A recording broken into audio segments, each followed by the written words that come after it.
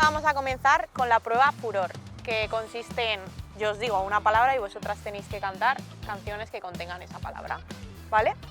Y vamos a empezar por vosotras. Y vuestra palabra es mujer. Por el amor de una mujer. Muy bien. Dos hombres con un mismo Ahora destino. le toca al equipo Igualdad. La mujer de verde se ha Muy bien. vuelto a poner. Siguiente. Toca. Mujer contra mujer.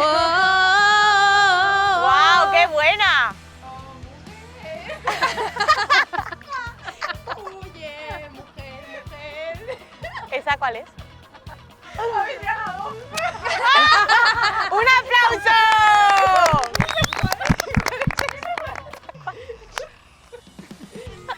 Lo sé, Pauleta. Me estáis poniendo más nerviosa. No pasa nada, tienes otra oportunidad. La palabra es amor. Amor mío.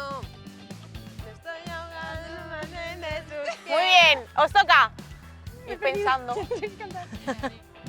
Son de amores, amores que matan. Muy bien. Siguiente. Son de amores. Pero si la Pauleta, buenos días. Buenos días, lo primero. Vamos a proceder a jugar a un juego. Por el amor de esa. Muy bien, Macarena. Siguiente. Claro. ¿Nada? Pues se llevan esta palabra el equipo Igualdad. 1-1, ¿no? La palabra que os toca para el desempate es lucha. Vale. La tengo claro. Quiero tener tu presencia, quiero que estés a mi lado. No quiero hablar de la lucha si no estamos preparados. ¡Qué bien! Siguiente, os toca. Hay nervios, hay nervios. Es difícil, ¿eh? Sí, es muy difícil. Lucharé. Es la de Bustamante. Lucharé. Es el final de la canción. Ay, Por ¿cómo el sigue? amor de- No es que se acaba la canción ahí. Se la damos por buena. Os toca.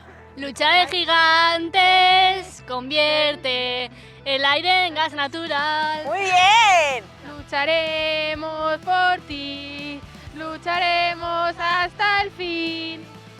Muy bien. Siguiente, os toca.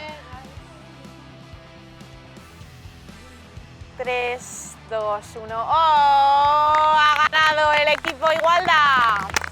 Muy bien, chicas, ha estado muy bien.